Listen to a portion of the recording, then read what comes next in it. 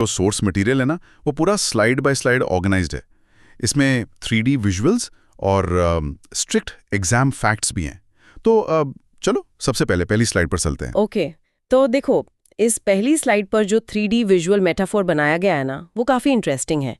इसमें एक तरफ एक पेपर डॉक्यूमेंट बना है जो सॉफ्ट लॉ को दिखाता है, जिसे ब्लू कलर से कोट किया गया है। अच्छा, और दूसरी तरफ वो जज का हथौड़ा है जिसे गवेल कहते हैं। हाँ बिल्कुल, वो गैवल हार्ड लॉ को रिप्रेजेंट कर रहा है और दोनों के बीच से एरोज निकलकर सीधा अर्थ की तरफ पॉइंट कर रहे हैं, जो ग्रीन कलर में है। ये दर्शाता है कि दोनों का ultimate objective global environment protection ही है। ओके, तो मतलब सॉफ्ट लॉ और हार्ड लॉ दोनों का एंड गोल एक ही है, पर इन दोनों में बेसिक डिफरेंस क्या है? आई मीन, एक पेपर है और एक हथौड़ा। देखिए, कॉन्सेप्चुअली समझते हैं इसको। सॉफ्ट लॉ जैसे कि यूनाइटेड नेशंस की डिक्लेरेशंस या गाइडलाइंस होती हैं, ये एक तरह का नरम कानून है। ये देशों को मॉरली इंस्पायर करते हैं, एक दिशा दिखाते हैं, लेकिन ये कानूनी रूप से बाध्यकारी यानी लीगली बाइंडिंग नहीं होते। वेट, अगर ये लीगली बाइंडिंग नहीं है तो लोग उसे मानते क्यों हैं? उसका फायदा ही क्या है? ये सवाल आना काफी लाजमी है। पर देखिए, सॉफ्ट लॉ फाउंडेशन सेट करता है। जब कोई नया ग्लोबल क्राइसिस आता है ना, तो सारे देश तुरंत किसी स्ट्रिक्ट नियम पर अग्री नहीं हो सकते। राइट, सबकी अपनी इकोनॉमीज होती हैं। एग्जैक्टली। तो सॉफ्ट लॉ उन्हें एक प्लेटफॉर्म देता है जहां वो एक बेसिक प्रिंसिपल पर सहमति जता सकें, बिना किसी कानूनी सजा के डर के। फिर वही सॉफ्ट लॉ आगे चलकर फ्यूचर में स्ट्रिक्ट हार्ड लॉज बनाने का बेस बनता है। और हार्ड लॉ जैसे ट्रीटीज या प्रोटोकॉल्स वो लीगली बाइंडिंग होते हैं। ओह, आई सी। और एक सेकंड, यहाँ स्लाइड पर एक रेड बॉक्स है, एग्जाम अलर्ट। यहाँ एक MCQ है, इनमें से किसे लीगली बाइंडिंग माना जाता है? और इसका आंसर है ऑप्शन बी, प्रोटोकॉल। जी बिल्कुल, प्रोटोकॉल हमेशा हार्ड लॉ के दायरे में आता है, इसलिए वो लीगली बाइंडिंग होता है। Make sense. चलो अब अगली स्लाइड पर चलते हैं, जहां से इन कानूनों की असल शुरुआत हुई। हाँ, तो देखो इस अगली स्लाइड पर जो 3D विजुअल है, वो हिस्ट्री को काफी अच्छे से दिखाता है। यहाँ एक फैक्ट्री बनी है जिसमें से धुआं निकल रहा है। ये इंडस्ट्रियल पोल्यूशन का प्रतीक है। वहां से एक ऑरेंज एरो निकलकर स्टॉकहोम 1972 के एक ब्लू सर्कल में जाता है। और वहां से एक ग्रीन एरो सीधा एक अर्थ को क्रिएट कर रहा है, जिसमें पत्ती यानी लीफ बनी है। ये लोगो शायद UNEP का है ना? सही पहचाना। ये 1972 का स्टॉकहोम सम्मेलन था, जिसे UN conference on the human environment कहते हैं। ये अंतर्राष्ट्रीय पर्यावरण पॉलिटिक्स का स्टार्टिंग पॉइंट था। उस वक्त पोल्यूशन इतना बढ़ गया था कि दुनिया ने पहली बार कलेक्टिव रूप से रियलाइज किया कि ये एक ग्लोबल मुद्दा है। मतलब पहले लोग इसको लोकल प्रॉब्लम समझते थे। हाँ, पर इस सम्मेलन का सबसे बड़ा ब्रेक थ्रू ये था कि इसने एनवायरनमेंट को ह्यूमन राइट्स के साथ जोड़ दिया। इसने 26 प्रिंसिपल्स दिए थे और इसका सबसे बड़ा टैंजिबल रिजल्ट ये UNEP ही था। अरे, वापस एक रेड बॉक्स आ गया, एग्जाम अलर्ट। UNEP की स्थापना किस सम्मेलन के बाद हुई? और सही जवाब है ऑप्शन बी, स्टॉकहोम। ये फैक्ट काफी बार टेस्ट किया जाता है क्योंकि लोग अक्सर इसको बाद के सम्मेलनों से कंफ्यूज कर देते हैं। पर एक बात बताइए, जब 1972 में स्टॉकहोम ने कहा कि पोल्यूशन रोको, तो क्या विकासशील देशों ने इसका विरोध नहीं किया? उनका तो विकास शुरू ही हुआ था उस वक्त। ये आपने बिल्कुल सही नस पकड़ी है। यही कॉन्फ्लिक्ट अगले 15 साल तक चलता रहा।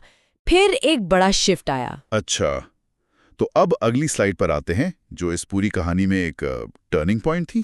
देखो इस स्लाइड पर एक 3D वेइंग स्केल यानी तराजू बना है। ये काफी पावरफुल विजुअल है।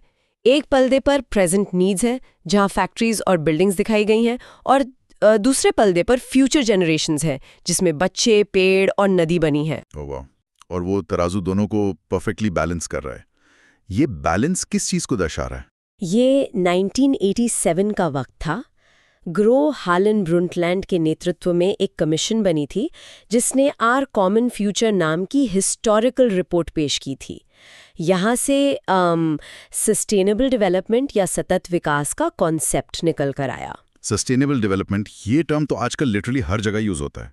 जी, और इसका सीधा सा मतलब यही था कि आज की ज़रूरतों को पूरा करना ज़रूरी है, पर फ्यूचर जनरेशन की कीमत पर नहीं, उनके रिसोर्सेज को ख़त्म किए बिना। इस रिपोर्ट ने एनवायरनमेंट और इकोनॉमी को एक दूसरे का दुश्मन नहीं बल्कि पूरक बना दिया, कॉम्प्लीमेंट्री बना दिया। क्या बात है। और यहाँ एक और रेड बॉक्स दिख रहा है, एग्जाम अलर्ट। सस्टेनेबल डेवलपमेंट की अवधारणा ऑफिशियली किस में आई? इसका आंसर है ऑप्शन सी, ब्रुंटलैंड रिपोर्ट। वो ग्राउंड एक्शन हमारी नेक्स्ट स्लाइड में दिखता है। Let's move to the next slide. और ये इस पूरी कहानी का क्लाइमैक्स लग रहा है मुझे। बिल्कुल। इस स्लाइड के सेंटर में एक बड़ा सा अर्थ का लोगो है जिस पर लिखा है रियो समिट 1992। और देखो, इस सेंटर से 3 अलग-अलग ग्रीन एरोज निकल रहे हैं। हाँ, मैं देख सकता हूँ। एक पर लिखा है एजेंडा 21, दूसरे पर UNFCCC और तीसरे पर CBD। ये सब क्या है? ये 1992 का UNCED सम्मेलन था जो रियो दी जेनेरो में हुआ था। इसे अर्थ समिट भी कहते हैं। ये तब तक का सबसे बड़ा एनवायरमेंटल मेगा कॉन्फ्रेंस था। सो बेसिकली ये एनवायरनमेंट का अवेंजर्स असेंबल मोमेंट था, जहाँ सारे बड़े कानून एक साथ आए थे। ये बहुत ही सटीक एनालॉजी है। रियो ने ना सिर्फ डिक्लेरेशंस दिए बल्कि बड़े इंस्टीट्यूशंस बनाए। एजेंडा 21 एक लंबा एक्शन प्लान था। UNFCCC क्लाइमेट चेंज से लड़ने के लिए बनाया गया और CBD बायोडायवर्सिटी को बचाने के लिए। पता है, रियो वाले फ्रेमवर्क की इंपॉर्टेंस इसी से समझ आती है कि वेट, एक और बॉक्स मिल गया, एग्जाम अलर्ट। रियो में अपनाया गया एजेंडा 21 किससे जुड़ा है? आंसर है ऑप्शन बी, सस्टेनेबल डेवलपमेंट। सही। एजेंडा 21 असल में एक ब्लूप्रिंट था 21st सेंचुरी में सतत विकास लागू करने का, पर सब कुछ इतना आसान नहीं था, है ना? वही मुझे लगा कि इतनी स्मूथली सारे देश कैसे मान गए। तो चलो अगली स्लाइड पर देखते हैं क्या प्रॉब्लम आई। देखो, इस स्लाइड का विजुअल बहुत ही इंटेंस है। ऊपर लिखा है डेवलप्ड नॉर्थ, जिसमें हाई इंडस्ट्रियलाइजेशन दिखाया गया है और उसके एरो का डायरेक्शन नीचे की तरफ है। और नीचे लिखा है डेवलपिंग साउथ या G77, जिसका एरो ऊपर की तरफ है। और दोनों एरोज आपस में सेंटर में टकरा रहे हैं, जहां एक वर्ड लिखा है CBDR।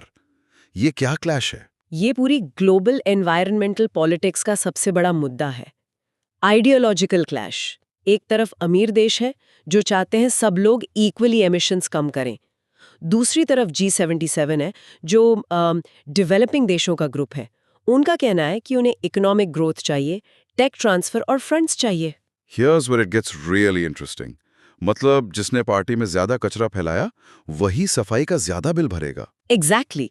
यही तो CBDR का प्रिंसिपल है, कॉमन बट डिफरेंशिएटेड रिस्पॉन्सिबिलिटीज। मतलब प्लैनेट बचाना हम सबकी कॉमन जिम्मेदारी है, पर डेवलप्ड देशों की जिम्मेदारी ज्यादा है क्योंकि उन्होंने पास्ट में ज्यादा पोल्यूशन किया है और आज उनके पास पैसे भी हैं। Wow, it makes total sense. और इसी क्लैश के बीच यहाँ बॉक्स है, एग्जाम अलर्ट। पर्यावरण वार्ता में G77 किन्हीं रिप्रेजेंट करता है? आंसर है ऑप्शन बी, डेवलपिंग देशों को।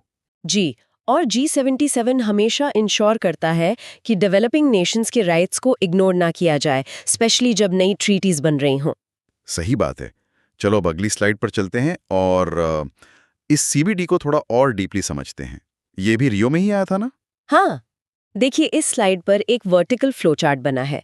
सबसे ऊपर बायोलॉजिकल रिसोर्सेज हैं, जहां DNA और लीफ का आइकन है। उसके नीचे एक हैंडशेक और तराजू का आइकन है जिस पर इक्विटेबल बेनिफिट शेयरिंग लिखा है और एक एरो और नीचे जा रहा है। वहां local communities and tech transfer लिखा है जिसके साथ गांव और खेत का आइकन बना है। ये पूरा फ्लो चार्ट CBD यानी कन्वेंशन ऑन बायोलॉजिकल डाइवर्सिटी का फ्रेमवर्क समझाता है। तो इसका बेसिक फंडा क्या है? CBD जेनेटिक रिसोर्सेज को बचाने का एक लीगली बाइंडिंग ट्रीटी है। ये कहता है कि प्लांट्स और एनिमल्स का DNA एक देश की प्रॉपर्टी है।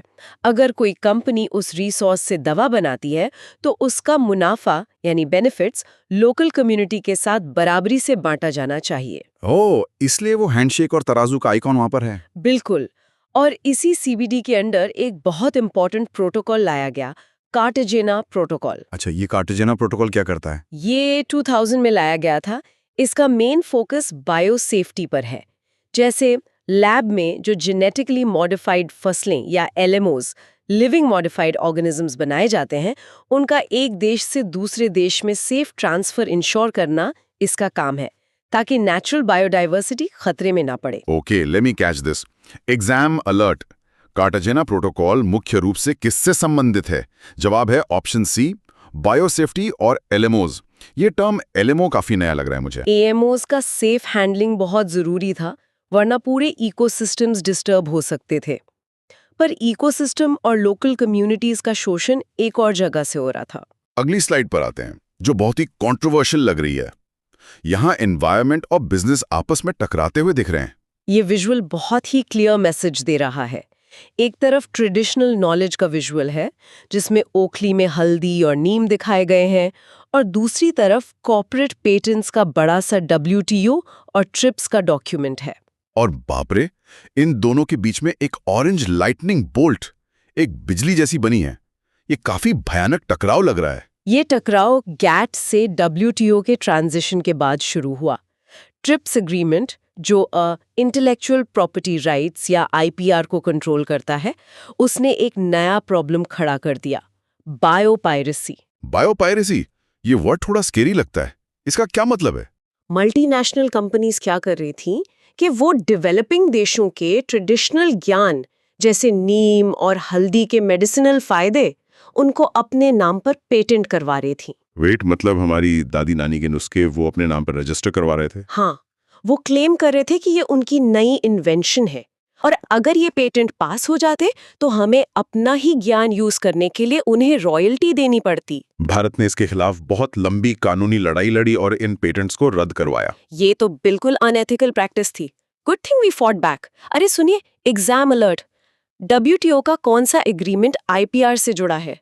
आंसर है ऑप्शन सी, ट्रिप्स। ट्रिप्स का डायरेक्टली रिलेशन IPR से ही है। पर देखिए, पेटेंट्स और लॉज अपनी जगह है। इन सब ट्रीटीज को ग्राउंड पर लागू करने के लिए बहुत सारा पैसा चाहिए होता है। एग्जैक्टली, प्लान्स तो बन गए, ढेर सारे प्रोटोकॉल्स आ गए, पर इन सब के लिए पैसा कहाँ से आएगा? Let's move to the next slide. इस स्लाइड का विजुअल एक फाइनेंशियल मैप की तरह है। सबसे ऊपर डोनर नेशंस है, जहां पैसे के सिक्के बने हुए हैं। वहां से सारा फंड सेंटर में एक GEF हब में जमा हो रहा है। और इस हब से 3 एरोज निकलकर अलग अलग जगह जा रहे हैं। एक क्लाइमेट एक्शन, जहां बादल और सूरज हैं, दूसरा बायोडाइवर्सिटी की पट्टी पर, और तीसरा डेवलपिंग नेशंस के सिटीस्केप पर। ये GEF है क्या? GEF यानी विश्वव्यापी पर्यावरण सुविधा, ग्लोबल एनवायरनमेंट फैसिलिटी। इसे 1990-91 के दौरान वर्ल्ड बैंक और UNEP ने मिलकर बनाया था। ये एक फाइनेंशियल मैकेनिज्म है। इसका काम है डेवलपिंग देशों को एनवायरनमेंट प्रोटेक्ट करने के लिए ग्रांट्स और सस्ते लोन्स देना। तो क्या ये किसी एक स्पेसिफिक ट्रीटी के अंडर आता है? यही तो इसकी खासियत है। ये CBD और UNFCCC दोनों के लिए ऑफिशियल फंड्स का काम करता है। ये इंटीग्रेटेड अप्रोच है ताकि फंड्स एफिशिएंटली यूज हो सकें। ओह अच्छा, तो मतलब डोनर देशों से पैसा इस सिंगल हब में आता है और फिर डिस्ट्रीब्यूट होता है। ये लीजिए, एग्जाम अलर्ट आ गया। GEF मुख्य रूप से किसके लिए फाइनेंशियल मैकेनिज्म है? आंसर है ऑप्शन सी, A और B दोनों, यानी UNFCCC और CBD। जी, और जब सही जगह फंडिंग लगती है ना, तो ग्लोबल क्राइसिस वाकई सॉल्व हो सकते हैं। चलो अब अगली स्लाइड पर चलते हैं, जो एक रियल सक्सेस स्टोरी दिखा रही है लगता है। हाँ, ये स्लाइड का 3D विजुअल काफी अपलिफ्टिंग है। देखो, एक तरफ से स्प्रे कैन्स, जिन्हें CFCs या ODS एमिटर्स लिखा गया है, उनसे खतरनाक रेड रेज निकल रही हैं।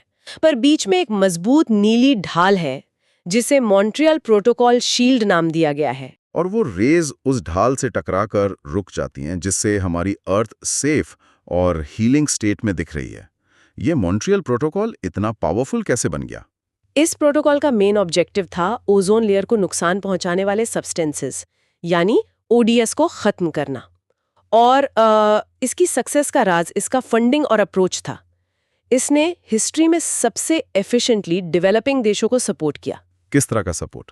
इसने अपना एक मल्टीलैटरल फंड बनाया, जिसके तहत डेवलपिंग देशों को अपनी पुरानी ODS वाली टेक्नोलॉजी बदलने के लिए पैसा दिया गया। जब आप किसी को ऑल्टरनेट टेक्नोलॉजी अफोर्ड करने की ताकत देते हैं, तभी वो नियमों का पालन कर पाते हैं। So, what does this all mean? इसका मतलब यह है कि जब पूरी दुनिया एक क्लियर टारगेट और प्रॉपर फंडिंग के साथ यूनाइटेड होती है, तो सबसे बड़तर एनवायरमेंटल क्राइसिस को भी सच में सॉल्व किया जा सकता है। वाह, ये सच में उम्मीद जगाता है। और यहाँ इस टॉपिक का बॉक्स भी है, एग्जाम अलर्ट, मॉन्ट्रियल प्रोटोकॉल का मुख्य उद्देश्य क्या है? जवाब है ऑप्शन बी, ODS को रोकना। बिल्कुल। और अब हम अपनी फाइनल स्लाइड की तरफ बढ़ते हैं, जो एक स्पेसिफिक पर बहुत क्रूशियल इकोसिस्टम के बारे में है। राइट। और अब आते हैं हमारी आखिरी स्लाइड पर। ये रामसर कन्वेंशन है। हाँ, इस स्लाइड पर देखो, एक सर्कुलर लाइफ साइकिल विजुअल बना है। एक वेटलैंड या लेक का ग्राफिक है, जहां से साइकिल जाता है फ्लड कंट्रोल पर। वहां एक डैम या बाढ़ नियंत्रण का आइकन है। वहां से एरो जाता है वाटर प्यूरिफिकेशन और बायोडाइवर्सिटी पर, जहां मछली और पक्षी बने हैं, और फिर वापस एरो वेटलैंड पर आ जाता है। ये वेटलैंड्स इतने इंपॉर्टेंट क्यों हैं? 1971 का लैम्सार सम्मेलन वेटलैंड्स यानी आर्द्र भूमि के लिए ही था। देखिए, वेटलैंड्स नेचर के स्पंजेस होते हैं। स्पंजेस मतलब वो पानी सोखते हैं? एग्जैक्टली जब भारी बारिश होती है तो ये दलदली इलाके एक्स्ट्रा पानी सोख लेते हैं और शहरों को भयंकर बाढ़ से बचा लेते हैं। इसके अलावा इनमें गंदे पानी को नेचुरली साफ करने की क्षमता होती है और ये लाखों बर्ड्स और फिशेस के लिए घर होते हैं। तो ये बेसिकली नेचर का वाटर मैनेजमेंट सिस्टम है, जिसे हम अक्सर कचरे का ढेर समझ लेते हैं। अरे यहाँ फाइनल एग्जाम फैक्ट भी आ गया, एग्जाम अलर्ट। रामसर सम्मेलन किसकी कॉन्जर्वेशन से जुड़ा है? आंसर है ऑप्शन बी, वेटलैंड्स। सही जवाब। तो देखिए, अगर हम इस पूरी टाइमलाइन को ऊपर से देखें तो एक बहुत ही क्लियर पिक्चर बनती है। कैसी पिक्चर? 1971 के रामसर से शुरू होकर 1972 के स्टॉकहोम के ह्यूमन राइट्स एंगल तक, फिर 1992 के रियो की मैसिव ट्रीटीज और WTO की कॉम्प्लेक्स बिजनेस पॉलिटिक्स। ये पूरा ढांचा हमें दिखाता है कि एनवायरनमेंट को बचाना सिर्फ पेड़ लगाना नहीं है। इसमें इकोनॉमिक्स, इंटरनेशनल लॉ और डिप्लोमेसी को बहुत ही नाजुक तरीके से बैलेंस करना पड़ता है। बिल्कुल सही कहा आपने। और सुनने वालों के लिए ये बात बहुत ज़रूरी है कि ये मटेरियल सिर्फ एग्जाम क्लियर करने के लिए नहीं है, ये समझने के लिए है कि एज अ ग्लोबल सोसाइटी हम अपनी ऐतिहासिक गलतियों को सुधारने के लिए क्या सिस्टम बना रहे हैं। हाँ, क्योंकि बिना सिस्टम के कुछ इम्प्लीमेंट नहीं होता। एग्जैक्टली। तो इस डीप डाइव को ख़त्म करने से पहले एक थॉट प्रोवोकिंग सवाल छोड़कर जाते हैं। हमने देखा कि इतने सारे सॉफ्ट लॉज हैं जो सिर्फ मॉरली देशों को इंस्पायर करते हैं। सोचो, अगर ये सारे सॉफ्ट लॉज अचानक से बिना किसी छूट के स्ट्रिक्ट हार्ड लॉज बन जाएं, तो क्या दुनिया और बेहतर होगी? ये तो काफी कॉम्प्लेक्स सिनेरियो हो जाएगा, है ना? या फिर